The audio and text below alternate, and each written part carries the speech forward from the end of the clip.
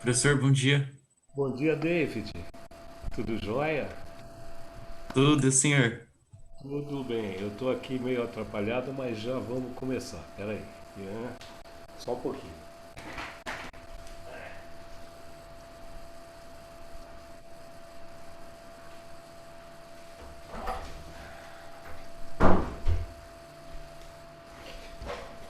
E aí, galera, bom dia. Tudo bom com vocês?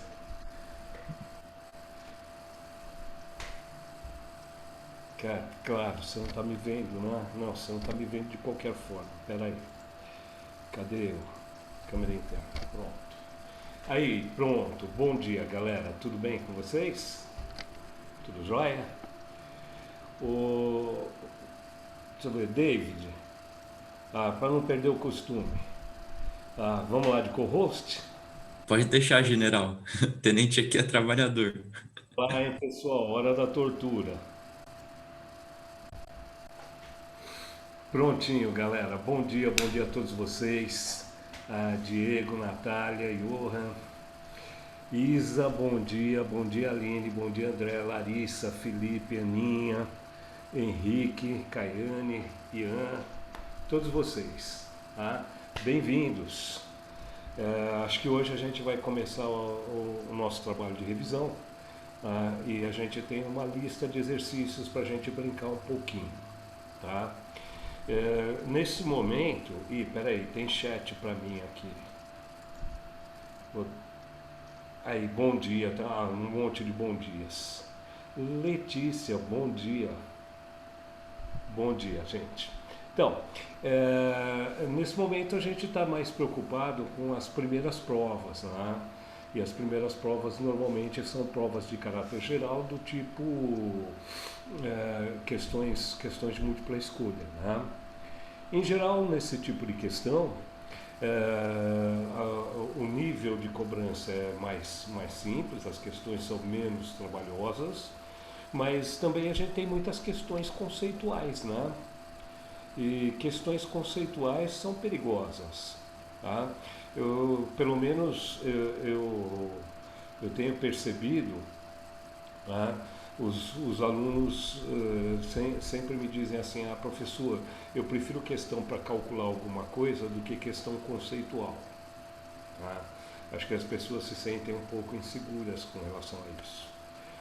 Vamos brincar um pouquinho, vamos treinar com questões dos dois tipos, tá? As conceituais, que são frequentes, né? E aquelas questões que envolvem algum tipo de cálculo numérico.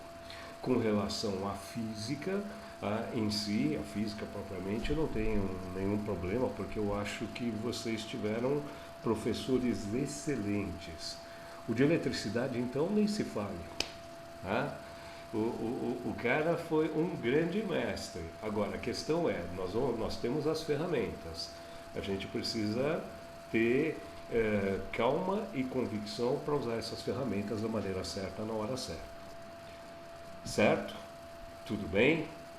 Então eu proponho a vocês que a gente comece a trabalhar. Pode ser? Estamos todos animadinhos? Cadê? Eu tenho humildade, né? Tá bom. Ô, André, eu concordo com você, viu, André? É uma questão de nome. Nome, tá? O cara tem nome, ele chama André. É isso? Bom, vamos lá, galera. As nossas, eu nem sei que página que a gente tá. Desculpa, eu estou sem o material original aqui. David, você que é o nosso tenente, né? Com esse bigode é um tenente. Você que é o nosso tenente, diz aí para nós, qual é a página que a gente vai começar? Então, tipo, já acabou as aulas, né? Agora é revisão, né? Sim, sim, sim. Ah, Apoio vocês. Vamos lá. então, página 114 da apostila nova, eu acho. É que eu Cento... não sei, na real, aonde você vai começar. Putz, cara. É física 3, né? Eu não sei como é que está separado. Alguém consegue, professor, você pretende revisar a teoria ou focar só nos exercícios? Ô Natália, vamos lá, em algumas coisas a gente vai conversar teoria, vamos conversar sobre conceitos. Em outras, a gente revisa um pouquinho da teoria e faz o exercício, tá? Agora, Natália, e não só a Natália, tá? Todos vocês, o tempo todo, pode perguntar o que quiser de física, tá? Tudo bem? Vai fazer perguntas pessoais, tá bom? Mas de física, você pode perguntar o que você quiser. Joia? É 114 mesmo, tá? O general me chamou de general, olha só. Tá? Então vamos lá, página 114, nós estamos na questão número 1, certo? Questão número 1, eu vou ler o enunciado da questão com vocês. Eu gostaria de fazer essas questões conceituais mais na base do bate-papo. Pode ser? Ah, estou vendo a Isa agora. Bom dia, Isa. Bom dia. Meu computador ele tem vida própria. Ele desliga a câmera, ele liga quando quer. Agora há pouco eu não consegui usar o teclado. Ele tem vida própria. Ah, o meu já está aposentando. Outro dia eu fui dar aula e ele não ligava. Ah, tamo junto. Então, vamos lá então. Vamos começar a questão número 1.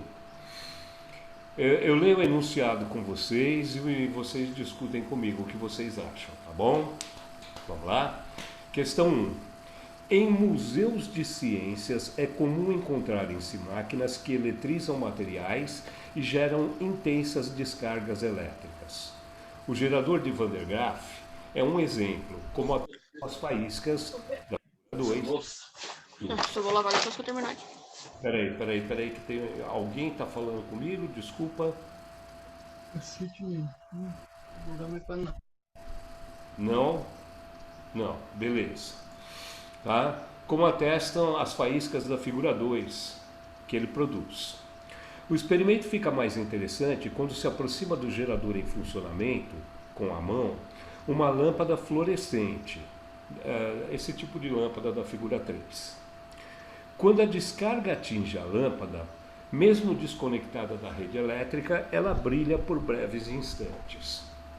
Muitas pessoas pensam que é o fato de a descarga atingir a lâmpada que a faz brilhar.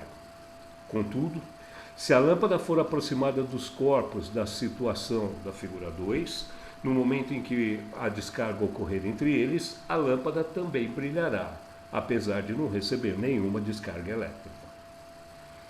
A grandeza física associada ao brilho instantâneo da lâmpada fluorescente, por estar próxima a uma descarga elétrica, é o ou é a. Vamos lá, olha as alternativas, pensa e me diz o que você acha.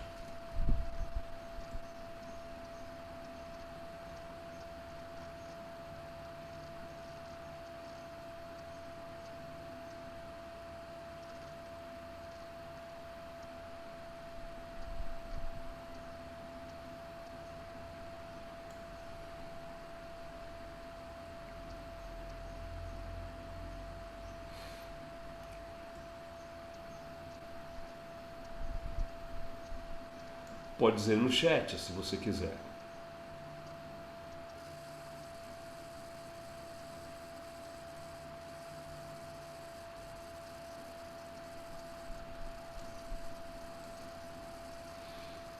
Vamos ver. Tá. Então, tem uma resposta só. A resposta do David está certa, viu? Agora, para você responder esse tipo de questão, eu acho que, em primeiro lugar, você deveria ter feito uma pergunta. Quando a lâmpada brilha, ela acendeu, isso significa que existe na lâmpada o quê? Quando uma lâmpada acende, o que você pode supor que existe, que está acontecendo na lâmpada? Não sei se dá para dizer Eletricidade. corrente elétrica. Isso, desculpa. Eu não sei se dá para dizer corrente elétrica. Não sei se dá para dizer corrente elétrica. Eu acho que só dá para dizer corrente elétrica. Nas lâmpadas incandescentes tem um movimento de carga no tungstênio. Tudo bem, você tem razão, Isa. Você está pensando num condutor sólido, né? Que é o filamento de uma lâmpada incandescente.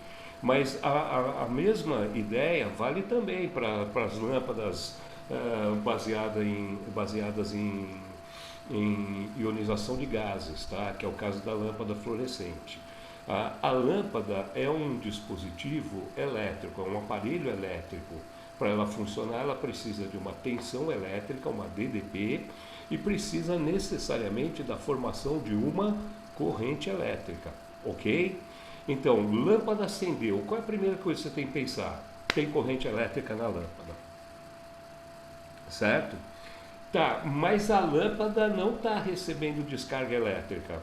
Não está recebendo descarga elétrica do gerador de Van de Graaff, certo? Não tem passagem de carga entre o gerador e a lâmpada. Agora, qual é a condição para que se estabeleça corrente elétrica em um corpo qualquer, seja ele fluido ou sólido? Qual é a condição para o estabelecimento de uma corrente elétrica? David. Ter diferença de... Oi? Fala, uma diferença de potencial. A diferença de potencial significa que foi criado no condutor um... Fala, você escolheu a alternativa. Campo elétrico. Pronto, é isso, tá? Se vai haver diferença de potencial num condutor, é porque se estabeleceu nesse condutor um campo elétrico, tá ok? E a lâmpada então vai formar a sua corrente elétrica porque ao ser colocada próxima desses dois corpos, ela fica numa região onde foi gerado um intenso campo elétrico. O campo elétrico através da lâmpada gera a corrente iônica, gera corrente no gás. Tudo bem? Então, duas coisas que eu poderia pensar: a passagem de cargas ou formação de campo elétrico. Tá? Então, alternativa correta, alternativa B. Tá ok? Tudo bem? Então, a grandeza física associada ao brilho instantâneo da lâmpada fluorescente, por estar próximo a uma descarga elétrica, é o campo elétrico. A formação de um campo elétrico, o campo elétrico gera corrente elétrica. Não tem nada a ver com capacitância, condutividade elétrica ou carga, passagem de cargas, tá? É, de fato, a formação do campo elétrico na lâmpada que faz com que surja a corrente. Beleza? Tudo bem? Então, uma questão desse tipo, a lâmpada acendeu, a primeira coisa que você tem que se perguntar é: por que uma lâmpada acende? Quais são as condições para ela acender? Legal? Professor, É uma experiência muito bacana, você leva a lâmpada com a mão mesmo, lá para perto, na hora que você tem a descarga elétrica entre os dois corpos, a lâmpada acende na sua mão. É muito legal de ver, parece mágica. Fala, quem chamou? é o Henrique. Professor, você pode revisar o conceito de campo elétrico e DDP, por favor? Posso. Eu vou falar. Bom, primeiro, deixa eu ir para a lousa então. Espera só um pouquinho, tá? Deixa eu fazer a minha mágica aqui. Ih, cara, não vou conseguir ir para a lousa. Putz, grilo. Galera, eu tenho um problema técnico aqui. Eu acho que eu só consigo resolver esse problema técnico se eu der uma saidinha da aula. Pode ser? Eu vou dar uma saidinha rápida da aula. Mas se eu encerrar a aula, vocês caem? Acho que não, o host vai para mim. Oi? O host vai para você. Então me aceita de volta, que eu já volto, tá? É 1 minuto, Beleza, beleza. tá?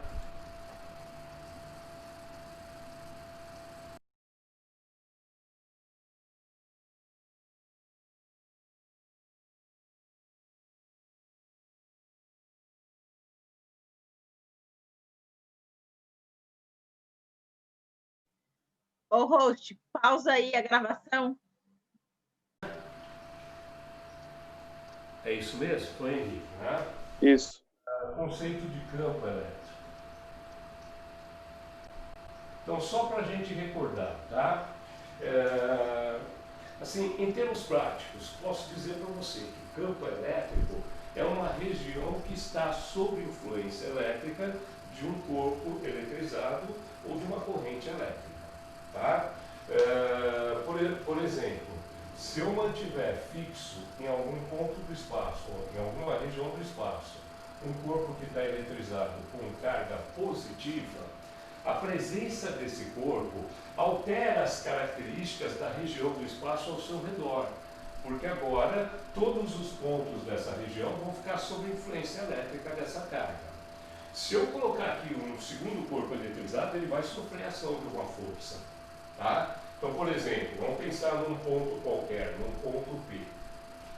Eu posso provar para você que o ponto P está sob influência elétrica desta carga, simplesmente colocando no ponto P uma segunda carga, vamos chamar de Q minúsculo, a carga geradora do campo de Q maiúsculo. Legal? Quando eu coloco uma segunda carga nessa posição, por exemplo, uma segunda partícula eletrizada com carga positiva, ela fica sujeita à ação de uma força elétrica. Claro, positivo com positivo deu repulsão, certo? Então, quando eu coloco a segunda carga no ponto P, ela sofre a ação de uma força. Eu digo então que o ponto P pertence ao campo elétrico gerado por esta carga. Tá legal? Eu digo então que no ponto P existe um campo elétrico e esse campo elétrico é representado por uma grandeza vetorial, é representado por um vetor. Tá?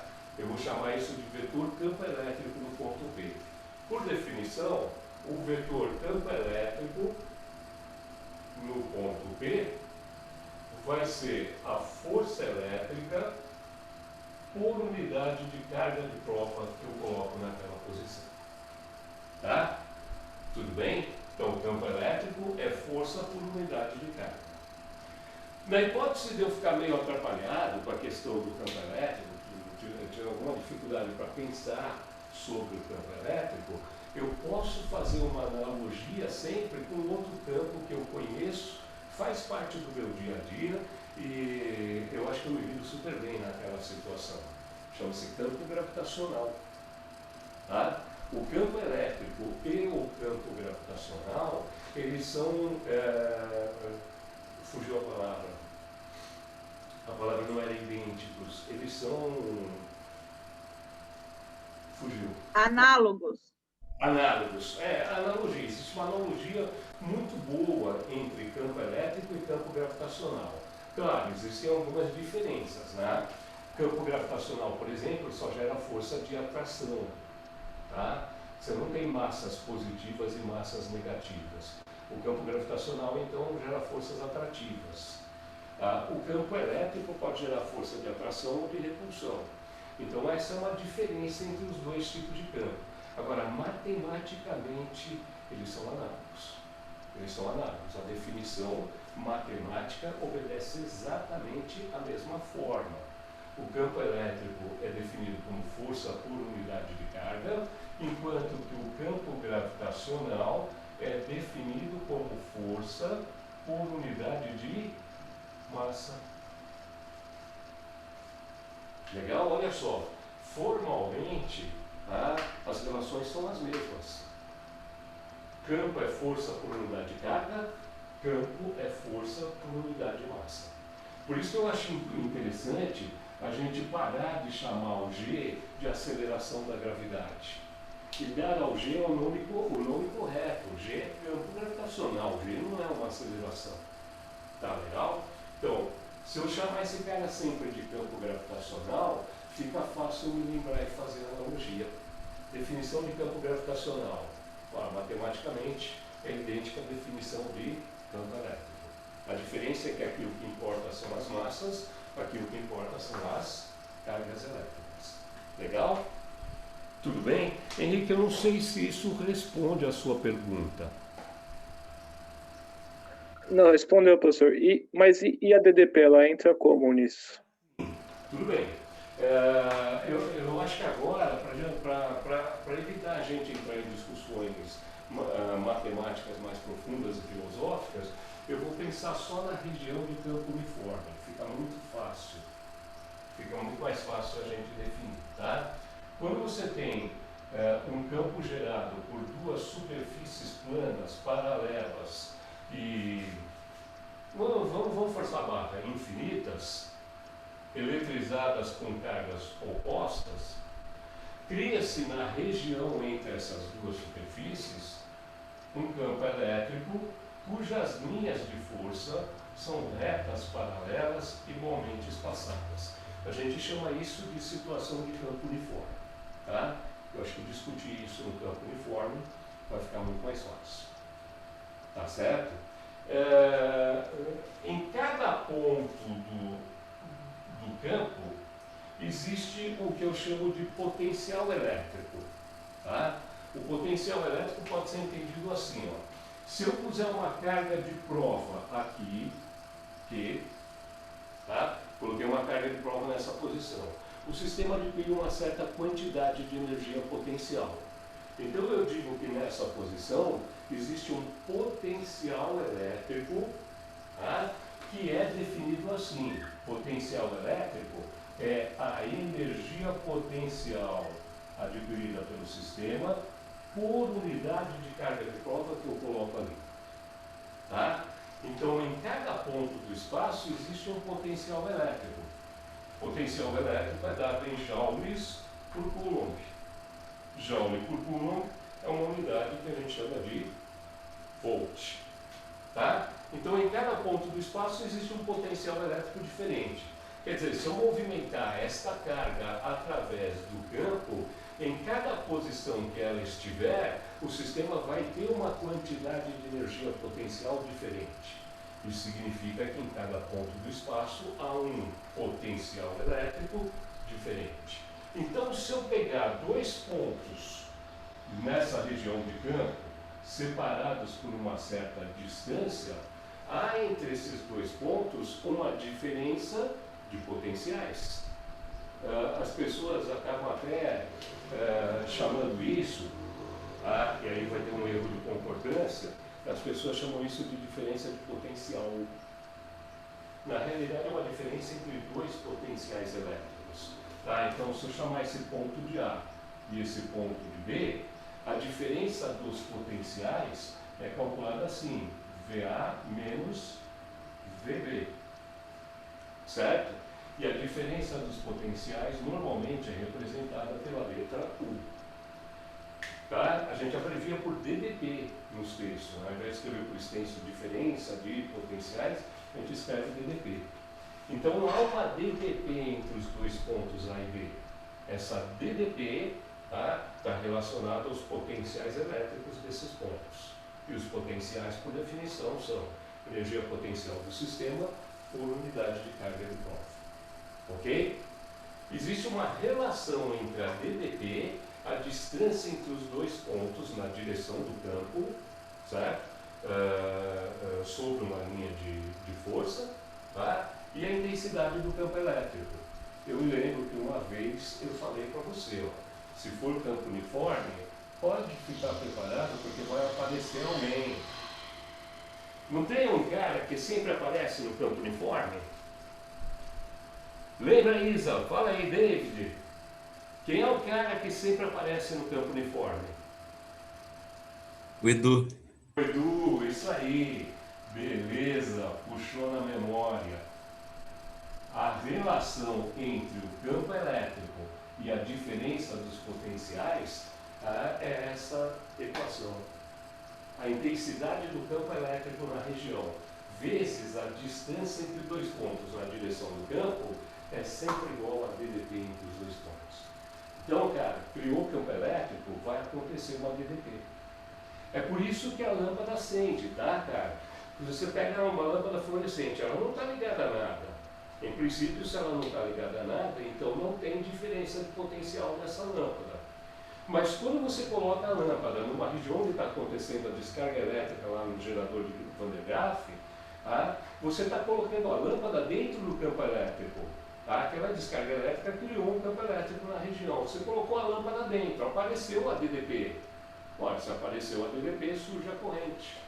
Então a lâmpada espontaneamente acende por causa de uma corrente que é provocada pela diferença de potencial que aconteceu em função do existir ali no campo elétrico. Legal? Tudo bem? Então, para os átomos, a lâmpada ali, se não me engano, é vapor de mercúrio, tá? Então, para o vapor de mercúrio que está lá dentro, Não importa como surgiu o campo elétrico. Não importa se foi você que ligou a lâmpada à rede elétrica ou se a lâmpada foi colocada numa região onde já havia um campo elétrico. Surgiu um campo elétrico, apareceu a DDP. Apareceu a DDP, surge a corrente na lâmpada. Tá legal? Então o intuito dessa questão era justificar por que a lâmpada fluorescente, quando é simplesmente colocada naquela região, ela sente sozinha sem estar ligada a nada. Na realidade, ela não está ligada a nada, mas tem um campo elétrico na região. Tá certo? Formou o campo, apareceu a DDP. Apareceu a DDP, forma a corrente elétrica. Beleza? Tudo jóia aí, sim ou não? Professor, Oi. Perdão, pode falar, Henrique. Não, pode falar, fala, David. fala. Não. Tudo bem. Então, fiquei com uma dúvida, professor. Tipo, essa DDP, mas ela sempre é gerada quando dois corpos possuem, são eletricamente opostos, tipo um positivo e outro negativo, ou pode ocorrer com ambos sendo positivos ou ambos negativos? Não sei se deu para entender. Na verdade, Henrique, você só precisa das cargas elétricas que gerem o campo. Tá? O campo elétrico pode ser gerado por cargas positivas, pode ser gerado por cargas negativas, pode ser gerado pelas duas, pode ser gerado por duas cargas positivas, N cargas positivas, N cargas negativas. O importante é que existam as cargas elétricas que criam o campo nessa região. Tá legal? Então, no caso em que eu expliquei para você, a relação E vezes D igual a U só é válida se o campo elétrico na região for uniforme. Tá? Essa relação só funciona no campo elétrico gerado dessa maneira. Tá? Campo uniforme, você tem que estar entre duas superfícies planas, paralelas, carregadas com cargas opostas, etc. Bom, se você tirar as cargas negativas e deixar só a placa positiva, vai gerar campo de qualquer forma. E se você estiver muito longe das bordas da placa, a região aqui no meio vai realmente ser um campo uniforme, pelo menos nas proximidades dessa superfície. Então, não é necessário que você tenha duas cargas opostas. Tá legal? Agora, a maneira mais fácil de você criar o campo uniforme é realmente você colocar as duas superfícies eletrizadas, planas, paralelas, tá? Com cargas opostas. Tá bom? Então, Mas a DDP, ela não necessita de dois corpos? Tipo, a DDP, ela existe, são diferentes pontos ao redor do campo elétrico que formam a DDP? Mas olha só, a DDP existe em qualquer situação, tá? Vamos pensar no caso do campo gerado pela carga pontiforme, tá? Esquece o campo uniforme, esquece essa fórmula, não vai valer mais, tá? Mas olha só, eu tenho aqui uma carga positiva, ok? Tudo bem? Eu vou colocar próximo dela uma outra carga também positiva. Vamos deixar isso lá para cima. Tá certo? Então, uma outra carga também positiva. Pus a segunda carguinha aqui. Vamos chamar de carga de prova, tá? Quando eu coloco a carga de prova aqui, o sistema ganha energia potencial? Quando é que um sistema tem energia potencial? Vamos lá, conceito. Quando é que um sistema tem energia potencial?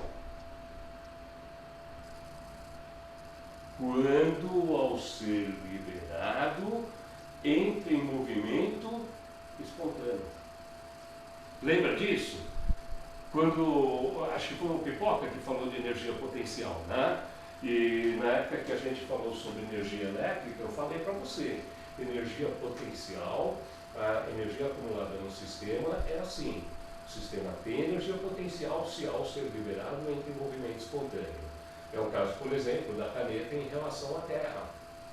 Se eu deixar a caneta nessa posição em relação à Terra, o sistema caneta-Terra tem energia potencial? Com certeza. Como é que eu sei? Porque se eu liberar o sistema, a caneta entra em movimento espontâneo. Tá certo? Esse sistema tem energia potencial? Sim. Como eu sei? Porque se eu liberar a carga de prova, ela entra em movimento espontâneo, ela está sob a ação de uma força elétrica. Certo? Então aqui, ao colocar a carga de prova nessa posição, o sistema ganhou energia. O que significa que nesta posição existe um potencial elétrico. Vamos chamar de VA. O potencial elétrico é o quê? É a energia do sistema dividido pela carga de prova. Beleza? Joia. Mas e se eu tirasse a carga de prova dessa posição e pusesse ela mais para cá? E agora, esse novo sistema tem energia potencial? Olha, professor, continua tendo, porque as duas se repetem. Certo? Então, continua tendo energia potencial, continua tendo a capacidade de entrar em movimento espontâneo. Ah, beleza. Mas você acha que a energia potencial deste par de cargas é maior ou menor do que a energia potencial deste par de cargas? É menor. No primeiro caso ou no segundo caso? No segundo caso é menor que o primeiro. A energia do segundo caso é menor do que o primeiro. Legal, então eu sei que a energia potencial cai com a distância. Certo? Se eu aumentar muito a distância entre eles, a energia potencial do sistema vai ficando cada vez menor. Então eu acho que aqui a carga de prova, não, o sistema teria uma energia potencial menor, o que significa que o potencial elétrico do ponto B é menor do que o potencial elétrico do ponto A. Em outras palavras, basta existir um campo elétrico para que entre dois pontos eu possa ter uma diferença de potencial. Legal? Significa também que se eu puser aqui um caminho condutor, a partícula vai caminhar sozinha sobre a ação do campo. E se eu tiver várias cargas livres aqui e eu puser um caminho condutor, as partículas se movimentam no campo sob a ação da força elétrica. Se elas se movimentarem todas na mesma direção e sentido, eu formei a corrente elétrica. Tá legal? Então, a diferença de potenciais pode acontecer no campo de qualquer carga, de qualquer tipo de carga. Pode ser campo uniforme, pode ser campo variável. Tá? Pode ser um campo que oscile. Tá? Eu tenho no eletromagnetismo, eu tenho situações assim. Eu tenho um campo elétrico que oscila, e esse campo elétrico que oscila gera corrente, mas só que gera corrente que oscila, corrente alternada. Beleza? Desculpa, isso é assunto do Pimenta, né? O Pimenta que falou de eletromagnetismo, né?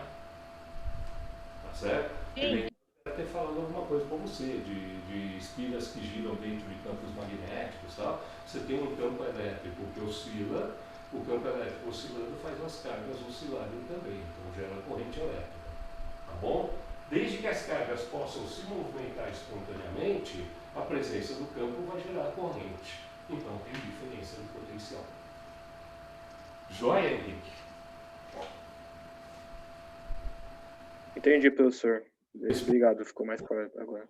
Henrique, com certeza, potencial elétrico é um dos conceitos mais difíceis da eletricidade. É um dos conceitos mais difíceis. Primeiro, que a maioria das pessoas nem consegue lembrar, peraí, eu preciso olhar para você, pronto. A maioria das pessoas nem consegue lembrar a definição de potencial elétrico. Então, se você pergunta para as pessoas, o que é uma DDP? Pô, você deu um nó em todo mundo. Tá? Mas, Henrique, é um conceito tão abstrato que nem eletricista que eu falo é esses caras que consertam instalações elétricas, tal, muitos deles são xeretas. Tá? Tem eletricista que nem curso técnico tem. Mas tudo bem, se você pegar um eletricista e falar para ele, explica para mim o que é DDP. Agora puxa o seu banquinho e senta, que o cara vai te dar uma enrolada legal. Ele vai te dar uma enrolada legal, porque é um conceito muito complexo. Mesmo que ele tenha a noção desse conceito, explicá-lo é muito difícil. É muito difícil, porque não é do nosso dia a dia, não é uma coisa que as pessoas veem acontecer. É totalmente abstrato. Legal? Tudo bem? Agora, guarda isso. Tem campo elétrico? Legal. Então, na direção do campo, existem diferenças de potencial. Existem potenciais elétricos e diferença entre eles. Tá legal? Beleza? Professor, Fala, Daí. uma coisa que eu tinha me perdido, eu acho que agora você acabou de falar, mas ainda não ficou muito claro. O campo elétrico é a consequência de ter DDP ou é a causa de ter DDP? Eu não entendi isso. Olha, eu acho que é a mesma coisa que perguntar sobre o ovo e a galinha deles. É a mesma coisa, porque uma vez que se estabelece campo elétrico, existem as diferenças de potencial. Tá? Mas assim, eu pensaria em termos de conceitos, quem é primitivo e quem não é, eu diria que o conceito primitivo é o de campo. A presença da carga gera o campo, a consequência disso tem diferenças de potencial. Tá bom? Mas aí a gente está falando de matemática, tá? A gente está falando de grandezas que são puramente matemáticas. São Tá grandezas bom, beleza. ordinárias, porque facilitam os cálculos de circuitos elétricos, etc., mas ninguém nunca viu um potencial elétrico. E ninguém vê as DDPs.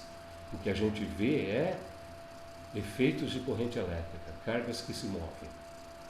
Tá? Então, assim, o que é natural para mim? Força e campo. Tá? O que é matemático para mim? Energia e potencial. Tá?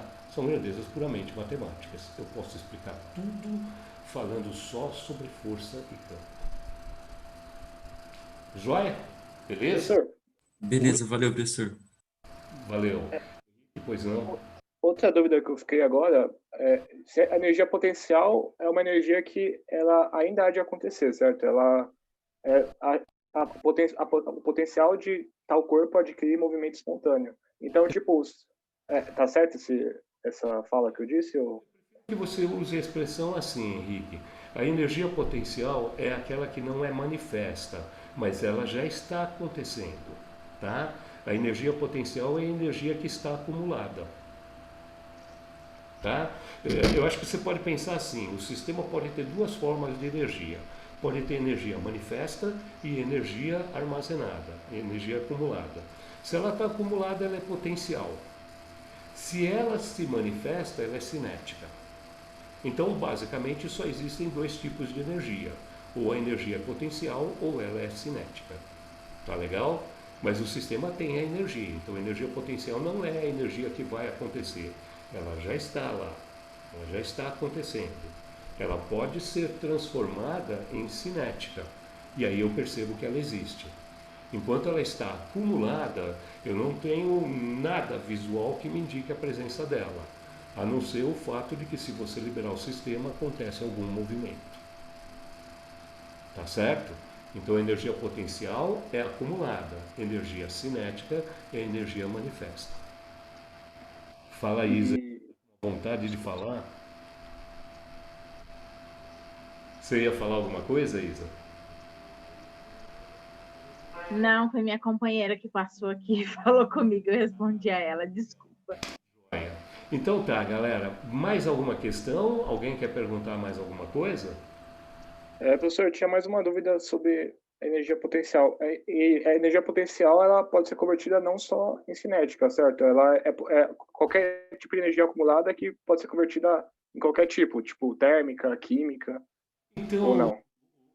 O Henrique, assim, pensando em termos mais vamos colocar assim, mais básicos, tá? Só existem as duas, potencial e cinética. Agora, dependendo da modalidade dessa energia cinética, eu dou a ela nomes diferentes.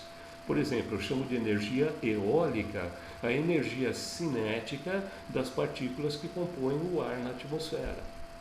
Tá? Então está ventando, nossa, tem energia eólica, mas é cinética, certo?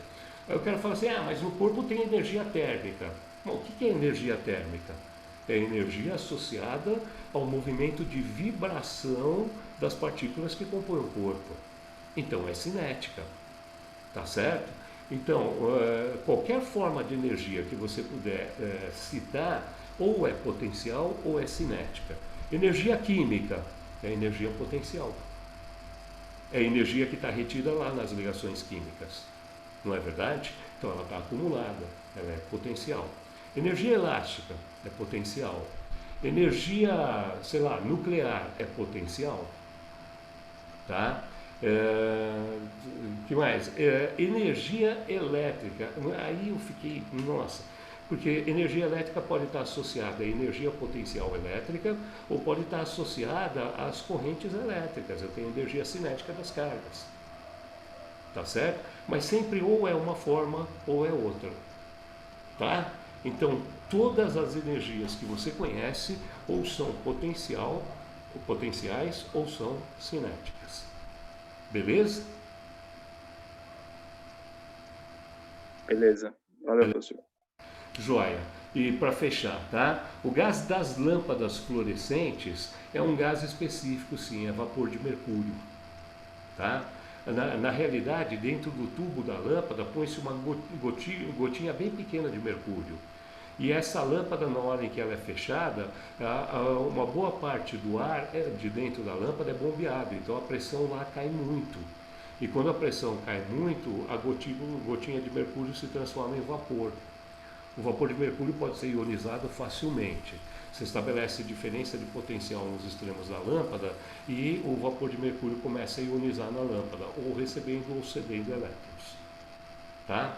A brincadeira da lâmpada fluorescente funciona assim: uma partícula de mercúrio ionizado colide contra o vidro da lâmpada.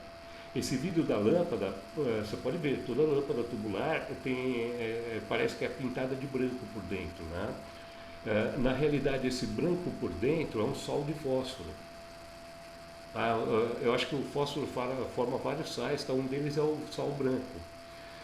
E esse sal de fósforo tem uma propriedade assim: quando o átomo ionizado, ou seja, o íon de mercúrio, colide contra o sal de fósforo, há uma troca de carga entre eles. Então o sal de fósforo recebe ou cede elétrons nessa colisão. E logo que os elétrons, eu acho que ele recebe elétrons nessa colisão. E assim que ele recebe o elétron libera parte da sua energia na forma de luz. Esse efeito é chamado de fluorescência, porque acontece também com os sais de flúor. Tá legal? Então, é assim, o cara absorve uma carga elétrica, essa carga elétrica perde energia, essa energia é liberada na forma de luz, ele emite um fóton. Tá ok? Então, especificamente nas lâmpadas tubulares, a gente tem vapor de mercúrio. O vapor de mercúrio é o nosso meio condutor. Legal? Por isso que o pessoal fala assim: cuidado com essas lâmpadas, tá? Porque, quebrou a lâmpada, não respira aí, faz mal. Faz mal sim. Faz mal sim. Não é legal você ficar quebrando essas lâmpadas, porque você libera o vapor de mercúrio. Mercúrio é metal pesado, se você respirar, pode apostar que ele vai ficar para sempre no seu corpo. Ele vai ficar guardadinho em algum lugar específico onde a circulação é mais lenta, ou seja, em vasos capilares. Significa articulações, significa alvéolos no pulmão, significa vasos capilares no cérebro. Tá?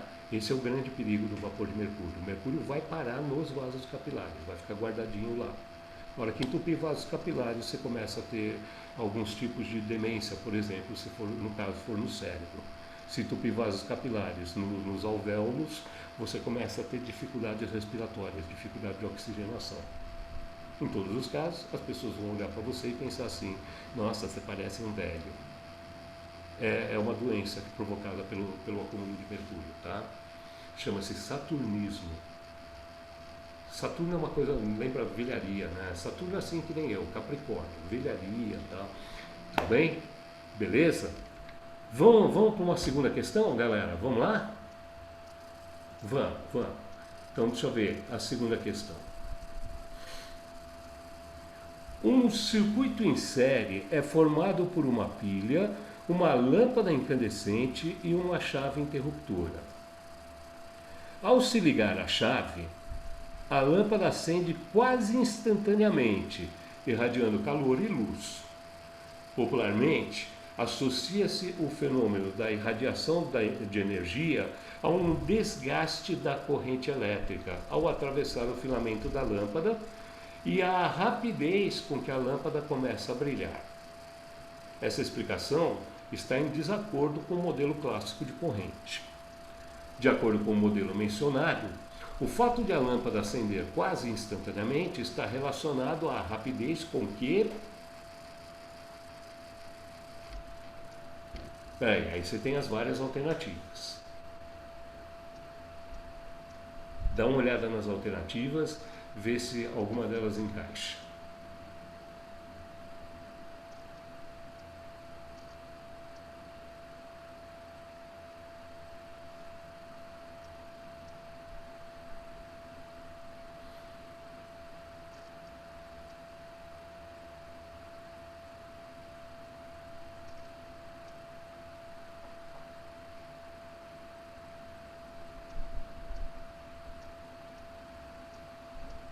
E aí, galera?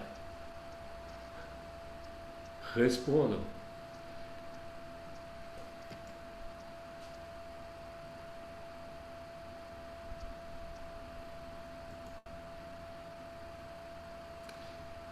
Então, olha só. Alguém me diz alternativa A. Outro me diz alternativa D. Quem é o outro? O Henrique. Giovana botou D, tá. Tá bom, vai, não é uma disputa. O fato é que na prática as pessoas pensam muitas coisas erradas sobre a eletricidade. Tá? Um erro comum que as pessoas cometem é de achar que uma vez estabelecida a corrente elétrica na lâmpada, irradia-se energia provocando um desgaste na corrente elétrica, provocando um desgaste no material. Tá? E a rapidez com que a lâmpada acende tem a ver com esse gasto de energia, porque as cargas saem rápido. Tá? De fato, é uma coisa curiosa. Tá? Eu tenho um interruptor da luz numa parede, tem interruptor numa parede e tem uma lâmpada no teto, certo? A hora que eu ligar o interruptor, a lâmpada acende. E como isso é rápido demais, eu fico com a ilusão de que a coisa foi instantânea. E aí as pessoas pensam assim, a lâmpada acende porque formou corrente. E é o movimento das cargas elétricas que vai fazer a lâmpada acender. Então, quando você liga o interruptor, as cargas elétricas que passam pelo interruptor chegam na lâmpada muito rápido. É mentira, tá? É mentira, porque essas cargas elétricas, no caso, são elétrons livres se movimentando. E elétron livre tem uma dificuldade desgraçada de passar através de um material sólido, porque o elétron vai atropelando átomos no meio do caminho. Ele não tem caminho livre, ele tem átomos, certo? Então o elétron vai passando e ele vai atropelando o átomo. Quando ele atropela átomo, ele é absorvido. Então para a corrente. Não, mas o campo continua lá. E o campo elétrico aplica força nas cargas e arranca elétrons dos átomos. E esses elétrons então entram em movimento sob a ação da força elétrica para serem absorvidos de novo. E serem arrancados outra vez e serem absorvidos de novo. Então o movimento de um elétron através do condutor é um movimento que acontece aos trancos. Ele atropela átomo, é absorvido, é arrancado de novo, entra na corrente, atropela outro átomo, é absorvido. Eu imagino que isso é um processo extremamente lento. Não dá para fazer isso com a rapidez necessária para a lâmpada acender imediatamente. Na realidade, existe uma estimativa de que quando você forma corrente elétrica em condutores sólidos, elétrons viajam com uma velocidade máxima de alguns centímetros por segundo. Ou então a lâmpada devia levar um tempão para acender. Mas acontece que o que faz a lâmpada acender rapidamente não é o elétron sair da chave interruptora e chegar na lâmpada. O que faz a lâmpada acender é o fato de que se forma no condutor um campo elétrico. E a velocidade com que esse campo elétrico se forma no condutor é uma velocidade relativamente alta. Tá? Ela é a velocidade das ondas eletromagnéticas. Ou seja, é a velocidade da luz, cara. É a velocidade da luz. Você ligou a chave e forma o campo elétrico. O campo elétrico forma com a velocidade da luz. E onde formar campo elétrico, as cargas começam a se movimentar. Então o movimento de cargas não vai começar no interruptor e depois ir passando através do fio. O movimento das cargas acontece no condutor todo ao mesmo tempo. E isso é uma coisa que eu acho legal você guardar para não cair em armadilha. As pessoas pensam assim, forma a corrente elétrica aqui e aí a corrente vai caminhando através do condutor. Não, para com essa bobagem. São cargas que caminham. Mas você não pode esquecer que o condutor todo tem cargas livres. Quando começar a movimentar a carga de um lado, começa a movimentar a carga do outro também. Tá? Então, para você lembrar o que é formação de corrente elétrica, pensa num exemplo que eu dei uma vez para vocês. Uma mangueira transparente cheia de bolinhas. Por exemplo, uma mangueira de plástico cheia de bolinha de gude, totalmente cheia de bolinhas, tá? As bolinhas podem se movimentar se eu empurrar, mas a mangueira está cheia, tudo bem? Aí eu vou pegar mais uma bolinha de gude e vou tentar enfiar de um lado da mangueira, tá? Eu consigo enfiar essa bolinha de gude na mangueira? Consigo se a mangueira estiver aberta do outro lado, né? Porque aí eu empurro uma bolinha de um lado e sai uma bolinha do outro. Tá, então eu ponho uma bolinha do lado de cá, sai uma bolinha do outro lado e eu falo assim, nossa, olha que rápido como a bolinha já chegou do outro lado. Ah, mas não é a mesma bolinha, é outra. A bolinha que eu pus ainda está lá no começo. Esta que saiu já estava aqui. Corrente elétrica é isso, tá? A hora que formar a corrente elétrica, forma no circuito todo ao mesmo tempo. Então os elétrons que vão fazer o filamento da lâmpada ficar incandescente não são os mesmos que estavam na chave interruptora. Tá? Os da chave interruptora ainda estão atropelando átomos lá no começo.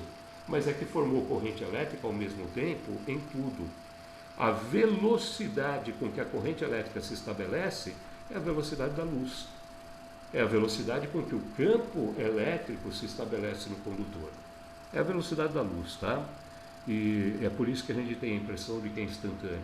A velocidade da luz é cerca de 300 mil quilômetros por segundo. Beleza? Então, não cai nessa armadilha porque muita gente se dana em questões assim. Ah, acendeu rápido por quê? Porque o elétron é um Lewis Hamilton. Ah, é um pole position. O cara saiu daqui e já está lá. Não. O campo elétrico. Tá? O campo elétrico se forma com a velocidade das ondas eletromagnéticas. Beleza? Joinha? Professor, Então, oi, David, fala. mas, tipo, a intensidade do campo não necessariamente é igual, né, em todos os pontos, ou, tipo, tem que ser igual, tem que ser um campo elétrico uniforme.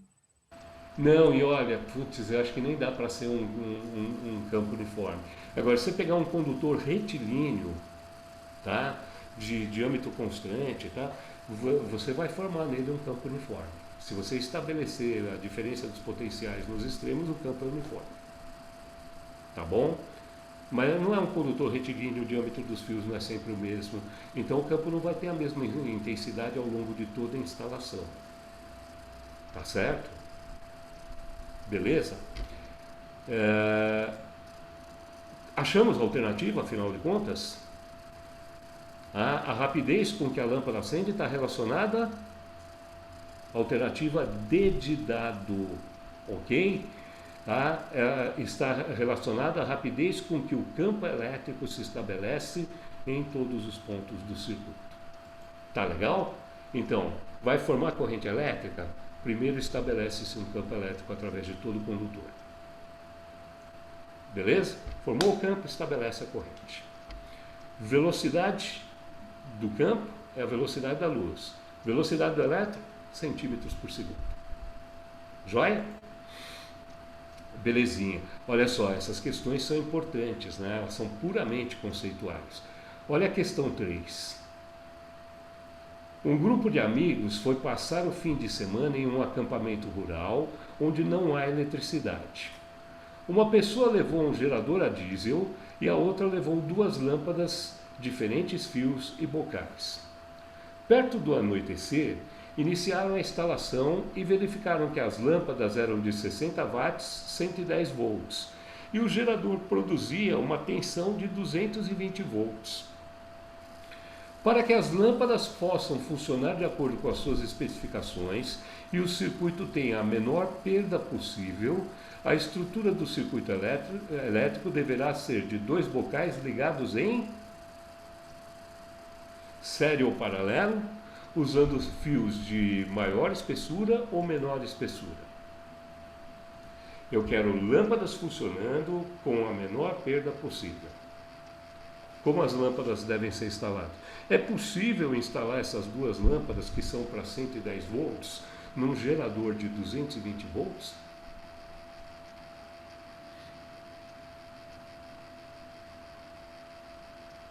Ô Henrique, eu não respondi tua pergunta. As bolinhas, nesse caso, são os elétrons livres, sim. No exemplo do tubo com as bolinhas, tá? Tudo bem? Ô Giovana, me perdoe. A alternativa correta é a D mesmo, tá? Valeu, Isa. Brigadão, tá?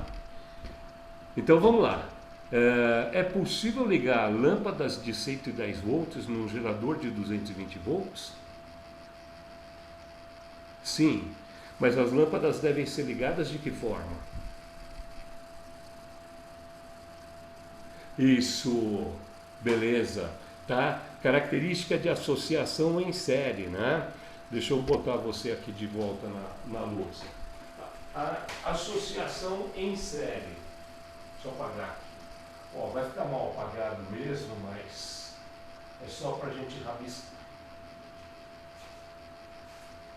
Característica de associação em série. Quando você pega dois resistores, por exemplo, e associa em série, submete o conjunto a uma certa DDP, forma-se nesse circuito uma corrente elétrica I, certo? Isso significa que eu vou ter a mesma corrente elétrica nos dois resistores, certo? Associação em série, corrente igual para todos. Se os dois resistores tiverem exatamente a mesma resistência elétrica, então eles vão ter a mesma DDP, tá certo? A DDP no resistor é dado pela primeira lei de Ohm, U igual a R vezes I, certo? Se R é igual para os dois, I é igual para os dois, a DDP é a mesma para os dois. Isso significa que nesta associação em série, a DDP no primeiro é metade da DDP total. A DDP no segundo é a outra metade da DDP total. Tá legal? Então, desde que os dois aparelhos associados em série sejam idênticos, eles trabalharão com a mesma DDP, cada um com metade da DDP total. Esse é o truque para poder ligar as lâmpadas, né? O gerador fornece uma DDP de 220 volts. Cada lâmpada só pode trabalhar com 110 volts, mas como elas são idênticas, eu ligo as lâmpadas em série. E aí a DDP em cada uma delas fica 110 volts. A DDP total, 220. É a soma das DDPs. Beleza? Então, resolvemos o problema do pessoal que foi atampado. Tá certo? As lâmpadas podem ser ligadas assim, mas elas têm que ser ligadas em série. Agora, o meu problema é que eu quero a menor perda possível. Devo ligá-las por meio de fios de diâmetro maior ou menor? Não quero desperdícios. Diâmetro maior ou menor?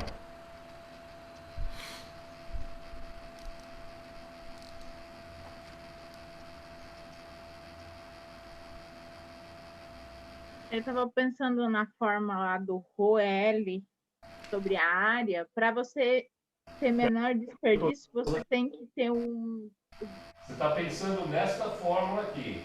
A resistência de um condutor é um fator que é característico do material dele, que a gente chama de resistividade, vezes o comprimento do condutor, L, dividido pela área de secção A. Tá certo? Se eu não quero desperdício, é isso aí, né, Isa? É o que você tá pensando. Se eu não quero desperdício, Isa, eu devo ter fios com mais resistência ou menos resistência? Então, com menos resistência, quanto menor possível. E para isso acontecer, a área tem que ser maior que o produto ρ vezes L. Desculpa que eu perdi o que você estava falando. Para o R ser o menor possível, a área tem que ser maior, pensando no produto ρ vezes L. É isso aí, beleza? Então, agora a Isa tem razão. Tá? Para ter menos perda, os fios de ligação têm que ter menos resistência. Para ter menos resistência, se eu quero resistência baixa, eu deveria ter área de secção grande. Certo? Área de secção grande significa fio mais grosso. Beleza? Então, para ter a menor perda possível, eu uso os fios de ligação mais grossos, de maior diâmetro, maior espessura. Ok? Então, a alternativa correta é a alternativa A. É a alternativa A, é a primeira, né? As lâmpadas têm que ser ligadas em série e eu tenho que usar os fios de maior espessura. Ah, de André, isso aí. Isso aí. Beleza. Tá? Tem que ser, né? Tá bom. Há um tipo de questão comum também. Tá? Chaves que tem dois polos, chaves que são simplesmente interruptoras, ou chaves que têm duas posições. Tá? A questão número 4 é uma questão do Enem, né? Professor, antes de você começar o número 4, eu tenho uma dúvida. A lâmpada funciona, né? Se, tipo, mesmo ela tendo um potencial nominal mais baixo, eu colocando em 220, tipo, ela funciona, né? Ela funciona por cerca de 1/10 de segundo, talvez. E vai funcionar super bem. Ela vai funcionar assim, ela vai dar um brilho extraordinário. Você vai ficar encantado de ver como ela ficou melhor. Mas vai durar 1/10 de segundo. Aí ela queima. Tá? Ela queima. Sabe por quê? Olha só, vem aqui de novo para o nosso rascunho. Tá? Eu posso escrever para uma lâmpada de filamento, que é praticamente um resistor, que potência dissipada é U² sobre R. Certo? Então, a potência que ela vai dissipar depende da DDP ao quadrado. Então, se eu dobrar a DDP ao quadrado, ela vai ficar 4 vezes maior. Quando você pega então a lâmpada que é para funcionar em 110 volts e você liga em 220, ou seja, o dobro da DDP, ela vai consumir 4 vezes a potência nominal. Ela era uma lâmpada de 60 watts, ela vira uma lâmpada de 240 watts, é o que ela está consumindo. Só tem um problema, tá? Para ela consumir e dissipar 240 watts, ela tem que trabalhar numa temperatura maior do que a temperatura de fusão do filamento. Então é óbvio que quando ela começar a brilhar, aquilo vai esquentar tão rápido que o filamento vai derreter em algum lugar. Aí derreteu o porta-corrente. Pronto, a lâmpada queimou. Tá certo? Tudo bem? Então, ligar o cara numa DDP maior, no dobro da DDP, é obrigar o cara a trabalhar consumindo 4 vezes a potência para a qual ele foi projetado. Não tem aparelho que resista a isso não, tá? Não tem uma margem de segurança de 400%. A margem de segurança fica em torno de 30%, 40%, 400% não. Tá bom? Então, ligou o cara na DDP errada, ligou em 220 e vai para 110, ele queima. Agora, se fosse o contrário dele, se eu tivesse uma lâmpada para trabalhar em 220 volts, tá? Por exemplo, eu comprei uma lâmpada de 100 watts, 220 volts. Comprei por engano. Tá? Eu estava lá no mercado, em Santos, lá, falei, estou aqui, eu vou aproveitar antes de voltar para casa, vou comprar a lâmpada que em casa queimou, tá? E aí eu fui lá e comprei a lâmpada, só que eu esqueci, em Santos, a DDP da rede é 220. Chegou em casa com uma lâmpada de 100 watts, 220 volts. Sim, mas a instalação na minha casa é 110 volts. Vamos ver o que acontece. Aí você bota a lâmpada lá. Aí ao contrário, tá? Você está ligando ela na metade da DDP para a qual ela foi projetada. Então ela vai trabalhar consumindo 1/4 da potência. Metade ao quadrado é 1/4. Tá certo? Aí ela consome 1/4 da potência, ela era para consumir 100 watts, ela consome 25 watts. E aí ela queima? Não, ela foi feita para trabalhar consumindo 100 watts. Ela está consumindo só 25. Quer saber? Esta lâmpada vai brilhar com a potência dos 25 watts, tá? Não vai ser o que você queria. Mas em compensação, a vida útil dessa lâmpada foi estendida a quase infinito. Ou seja, essa lâmpada não vai queimar nunca, cara. Quando você estiver usando ela em 110, ela não vai queimar. Que beleza! 25 watts é uma lâmpada de forno, por exemplo. Então, bota ela no forno. Você tem lá uma lâmpada de forno que vai durar para sempre. Legal? Tudo bem? Legal. Valeu, professor. Uhum. Trabalhar numa tensão menor do que a nominal não estraga o aparelho, mas o aparelho não funciona direito, certo? Agora, botar ele numa tensão maior do que a nominal, fatalmente ele vai sofrer dano. Beleza? Tudo bem aí? Então vamos dar uma olhadinha nessa questão número 4. Você está vendo a figura aí, né? Então, questão número 4 diz assim: para ligar ou desligar uma mesma lâmpada a partir de 2 interruptores, Conectam-se os interruptores para que a mudança de posição de um deles faça ligar ou desligar a lâmpada, não importando qual a posição do outro. Essa ligação é conhecida como interruptores paralelos. Este interruptor é uma chave de duas posições constituída por um polo e dois terminais, conforme mostrado nas figuras de um mesmo interruptor. Na posição 1, a chave conecta o polo ao terminal superior e na posição 2, a chave o conecta ao terminal inferior. Bom, então ele está mostrando, tá? Você tem, essa é uma chave de um polo, duas posições. Quer dizer, você pode ligar essa chave para cima ou ligar essa chave para baixo. Tá certo? Pode fazer conexão com o polo de cima ou o polo de baixo. O circuito que cumpre a finalidade de funcionamento descrita no texto é... Cara, desculpa. Eu estava lendo, eu estava pensando, eu acabei me distraindo e eu não sei qual é a finalidade, o que ele quer fazer mesmo. Primeiro decide para mim o que ele quer fazer, para depois a gente pensar como faz. Não é quando você muda um, liga o outro? Tipo, desliga um, liga o outro. Eu acho que era isso. Desliga um, liga o outro. Eu fiquei confuso agora, Aninha. Eu também, no texto. Professor, Tá? eu acho que é tipo, por exemplo, tem duas chaves, né? O movimento de uma tem que ligar ou desligar independente da posição da outra. Foi isso que eu entendi. Isso mesmo. Esse é o texto, aliás, né? O texto diz exatamente isso. Ele está se referindo a esses interruptores que de vez em quando você encontra nas casas, que eu acho uma coisa hiper inteligente. Tá? Por exemplo, na entrada da sala, perto da porta, tem um interruptor que acende a luz da sala. Certo? Mas seria muito inteligente, principalmente se essa sala for uma sala extensa, uma sala grande, seria muito inteligente que do outro lado da sala você tivesse também um interruptor que pudesse ligar ou desligar as lâmpadas da sala. Porque assim, quando você entra em casa, você liga a lâmpada num interruptor. E quando você atravessa a sala e vai para outro ambiente, você desliga a lâmpada em outro interruptor. Então, o que ele quer é que você tenha dois interruptores que comandem as mesmas lâmpadas e que eles sejam independentes um do outro. Eu posso ligar ou desligar as lâmpadas no interruptor, ligar ou desligar as lâmpadas no outro interruptor, certo?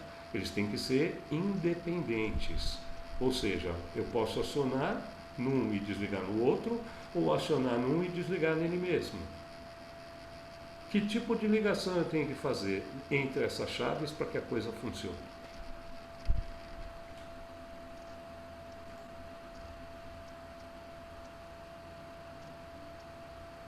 Paralelo, né? A gente chama isso de paralelo.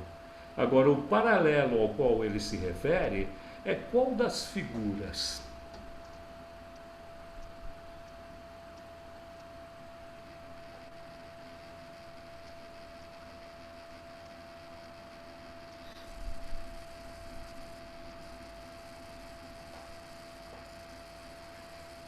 Cara, olha, eu não sei, eu não vou conseguir desenhar isso para você. Deixa eu ver se eu consigo botar isso na tela para você. Acho que sim. Vou pôr isso na tela para você, tá bom? Olha só, como é que se resolve essa questão? Ó, não tem uma fórmula. Você tem que olhar para cada desenho e verificar se, mudando a posição das chaves, a coisa funciona como ele gostaria, certo?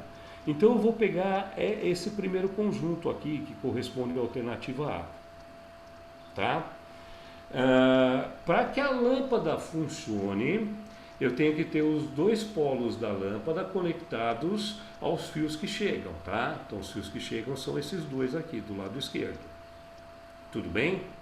Na posição em que essas duas chaves se encontram, um dos polos da lâmpada está conectado num fio que chega.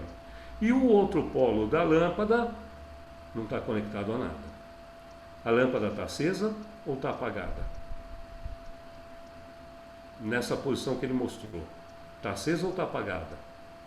Ó, um polo da lâmpada está ligado na rede elétrica. O outro polo da lâmpada não está ligado a nada. A lâmpada está apagada.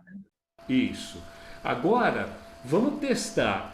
Muda a posição dessa chave aqui. Liga ela para baixo. Virou ela para baixo? Consegue imaginar ela ligada aqui? Então agora eu tenho este polo da lâmpada ligado à rede elétrica, mas o outro polo não vai estar ligado a nada. Portanto, esta lâmpada está apagada, independentemente da posição em que se encontra a chave 2. Posso mexer à vontade na chave 2, isso não vai ligar a lâmpada.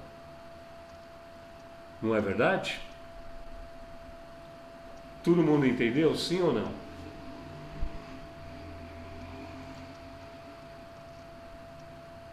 Cadê? Professor. Sim, professor. Sim?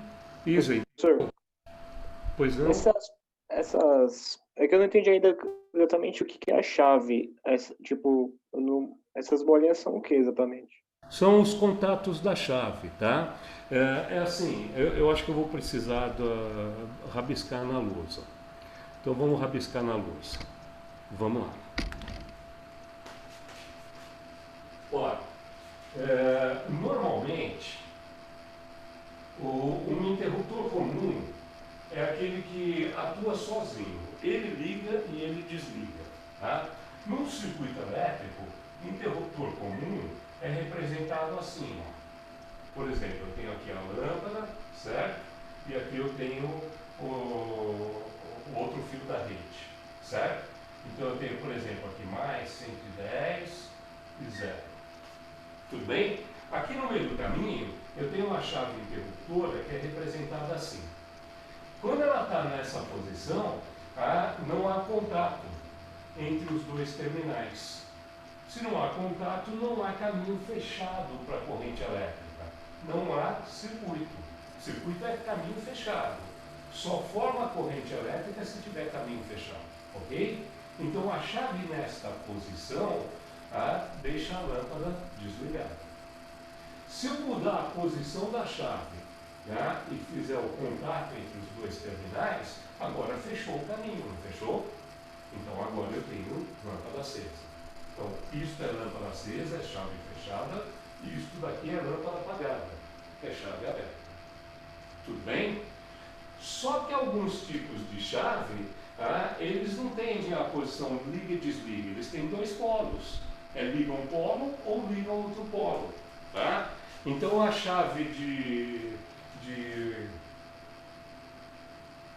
um polo, duas posições, ela seria representada assim. Ó. Tá? Aqui eu tenho a entrada da rede, aqui eu tenho uma posição, aqui eu tenho outra posição. Então vamos supor que eu tenha isso aqui. Ó. Vamos supor que eu tenha duas lâmpadas ligadas assim, e isso daqui ligado na rede elétrica. 0 aqui. Tá? Agora eu tenho uma chave que tem um polo, duas posições. Se eu ligar a chave entre esses dois contatos, a lâmpada de cima forma um circuito. A lâmpada de cima acende. A de baixo não. A de baixo está em circuito aberto, não tem corrente. Então, com a chave virada para cima, acende esta lâmpada. Se eu trocar a posição e virar essa chave para baixo agora, eu faço contato com este terminal. E aí forma o circuito com a lâmpada de baixo. Agora a lâmpada de cima apaga, a de baixo acende. Tá certo? Então esse é um outro tipo de chave. Agora, quando eu quero fazer um comando independente, aliás, dois comandos independentes para a mesma lâmpada, eu tenho que garantir que eu possa ligar e desligar a lâmpada numa chave, ligar e desligar a lâmpada na outra, ou ligar numa chave e desligar na outra. Tá certo? Eu preciso que isso funcione. Tá? Que funcione dessa forma. Então, eu vou contar para vocês qual é o segredo, tá? Para esse tipo de questão, eu teria que analisar alternativa por alternativa. Mas eu vou contar para você qual é o segredo. O segredo é fazer assim, ó. Eu tenho aqui a primeira chave, um polo, duas posições. Aí de frente para ela eu coloco a segunda chave assim, tá? Um polo, duas posições. Legal? Aí eu coloco a minha lâmpada, certo? E fecho aqui o circuito. Tudo bem?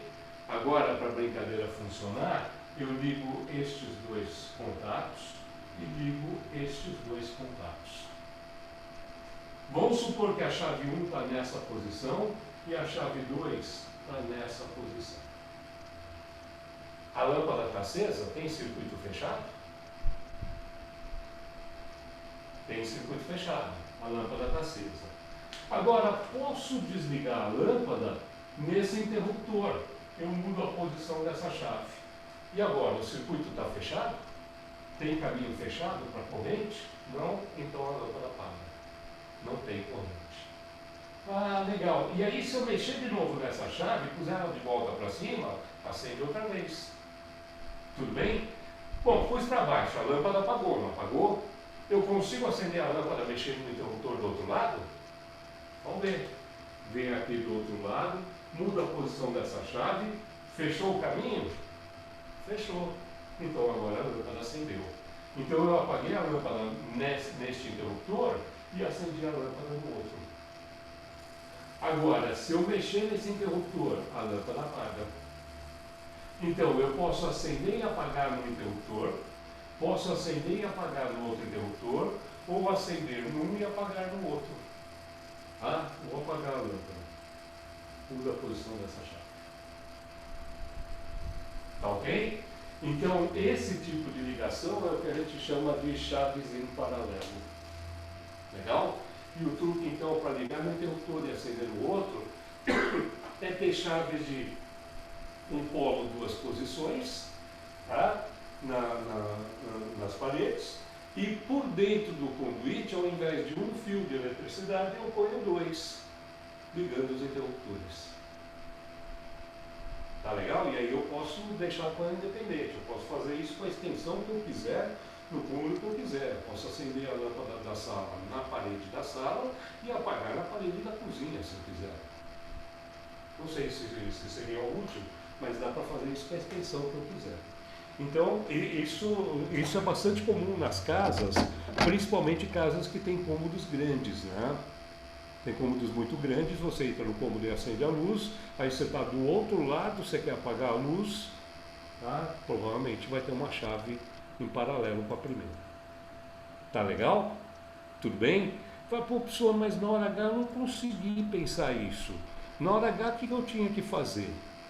Ah, na hora H, o que você tinha que fazer? Na hora H você tinha que testar as possibilidades, tá? E você testa as possibilidades assim, ó. Ah, tá desligado, tá? Porque não tem circuito fechado para a lâmpada. Muda a posição dessa chave, fecha o circuito? Não. Então essa chave não consegue ligar a lâmpada. Ah, tá fora. Vai para B. Tá apagado ou tá aceso? Deixa eu ver. Ah, tá apagado. O circuito não está fechado. Fala, legal. Agora muda a posição dessa chave. Acendeu?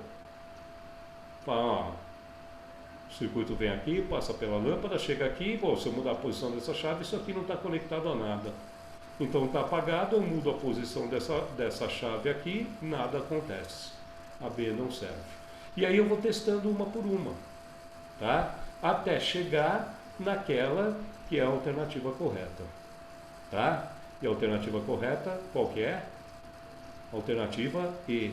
Isto é uma associação de interruptores em paralelo. Tá legal? Aí o comando fica independente, eu posso ligar ou desligar em qualquer um deles. Beleza? Tudo bem, galera? Sim ou não? Sim. Sim? Então, olha só, gente, discutir questão conceitual às vezes é mais complicado do que discutir questões onde ele pede para calcular coisas, né? Porque aí a gente lembrou da relação, muitas vezes a gente mata rapidinho a questão. Mas conceito é uma coisa importante, e principalmente para provas do tipo teste, tá? Eu vou fazer uma proposta para vocês. Tem um monte de questão aí, não tem? Tem. Brinquem à vontade com essas questões, brinquem com as questões da parte 1, tá? Pensem um pouquinho, tá? Procura pensar de forma conceitual, tá? Procura responder as questões conceituais, tentando entender o que está acontecendo, tá? Não responde na base do acho, tem que ter uma justificativa para a sua resposta. Com isso, eu acho que você vai gerar dúvidas. Eu preciso das suas dúvidas agora, tá bom?